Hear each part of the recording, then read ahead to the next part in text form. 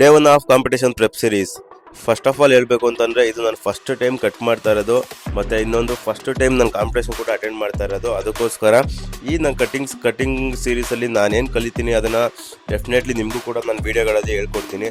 First of all cutting ಫೇಸಲ್ಲಿ ಮಸಾಲಾಸ್ ಏನಕ್ಕೆ ಮಾಡುತ್ತೆ ಅಂತ ನಾನು ತಿಳ್ಕೊಂಡಿರೋ ಪ್ರಕಾರ, ಕಟ್ಟಿಂಗ್ ಟೈಮಲ್ಲಿ ನಾರ್ಮಲಾಗಿ ಏನು ಮಾಡ್ತೀವಿ ನಾವು, ಇವಾಗ ಕಾರ್ಬ್ನ ನಾರ್ಮಲಾಗಿ ಲೋಡ್ ಮಾಡ್ತಾ ಇರ್ತೀವಿ. ಇವಾಗ 400 ಗ್ರಾಮ್ ರೈಸ್ ತಿಂತಾ ಇರ್ತೀವಿ ಅಂತಂದರೆ ಸಡನ್ನಾಗಿ ಅದನ್ನು 200 ಗ್ರಾಮ್ ತಂದುಬಿಡ್ತೀವಿ.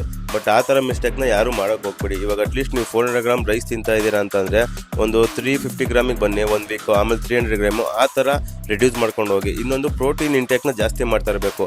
ನೀವು ಕಾರ್ಬ್ನ ಕಡಿಮೆ ಮಾಡಿದಷ್ಟು ಪ್ರೋಟೀನ್ನ ಜಾಸ್ತಿ ಮಾಡ್ತಾ ಇರಬೇಕು. ಇವಾಗ 400 ಗ್ರಾಮ್ ಚಿಕನ್ ತಿಂತಾ ಇದ್ದೀರಾ ಅಂತಂದರೆ ಅಲ್ಲಿಗೆ ರೀಪ್ಲೇಸ್ ಆಗಿ 500 ಗ್ರಾಮ್ ಚಿಕನ್ ಆ್ಯಡ್ ಮಾಡ್ತಾರೆ.